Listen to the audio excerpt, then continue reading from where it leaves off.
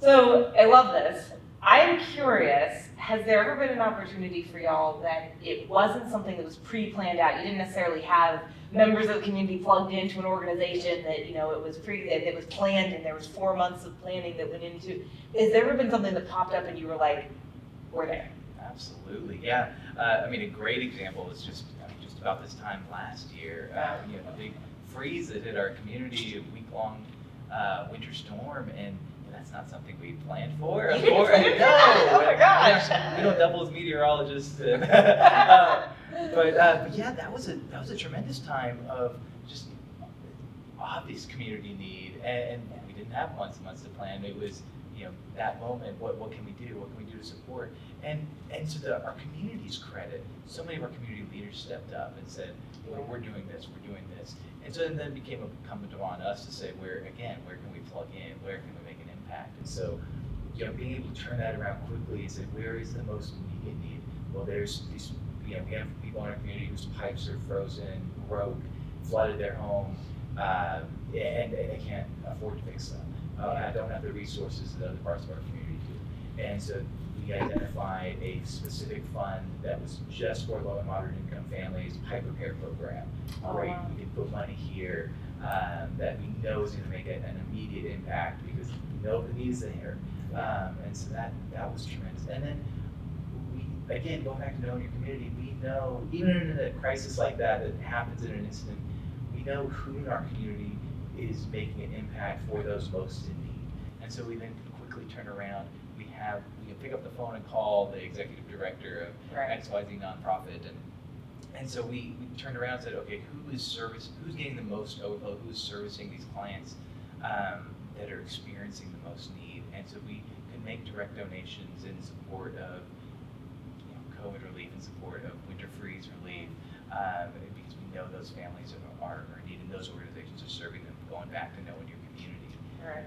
Another great piece that was undertaken there was, we knew our homeless population here had nowhere to go. Again, we know the organizations that serve that population. We had extra blankets here from an event we had done the winter before, and we were going to use them for customer giveaways or whatever we were going to use them for. I said, no, this is a place we can redirect these resources, and so. Roads are iced over, snow on the roads, no one's out, winter advisory.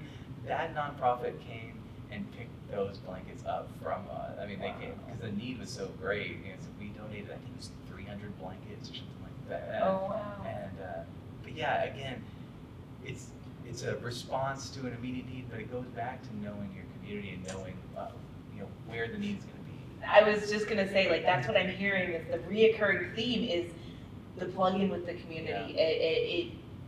I'm sure it could happen that someone could reach out and say, I don't know you, you don't know me, we've got this need.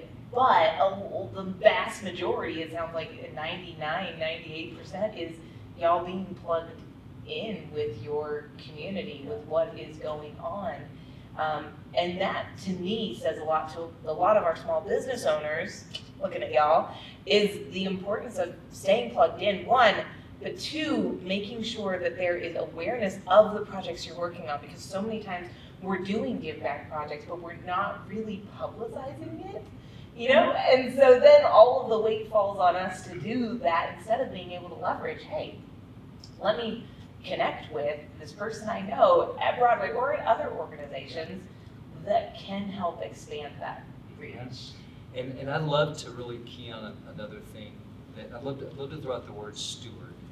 And so when I think of whether it's a small business, I was a small business owner with 5 employees for years, and now I work as part of a larger corporate employer. But either way, each entity, whatever size it is, has its place in the community. And so what I like to think about with Broadway Bank is that we're not just a big corporation here in town that, with a large budget and $5 billion in assets, it's just around to make a lot of money for our owners and our employees. We're also a steward. We're a steward of our position. We're a steward of the assets we manage. We're a steward of our customers' trust.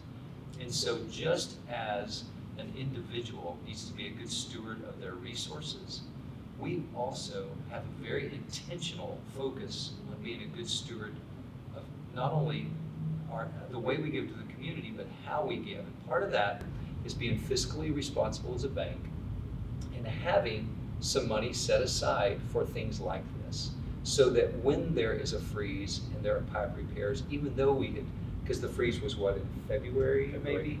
So even though we already had planned giving in March and April and May, we realized this is an immediate need. And since as a bank, we try to be very responsible, be good stewards with our budget and our dollars, we have some money set aside for things like this. And so we were able to go ahead and reach in to that savings, pull it out and give it back to the community without it impacting everything else. Oh, wow, that's because we're awesome. not living completely on the margin. And I know with small businesses, there are seasons where you are, and Yeah. that's okay. Yeah. That might be your season to give time more than money. Yeah. But we're in the position right now to be able to do both. Right. But for the small business owners, I would challenge you to look at the season you're in and figure out what you can give in this season, which is great. Whatever it is that you can do, just do it intentionally and with some vision. I feel like that was a mic drop. That was so good.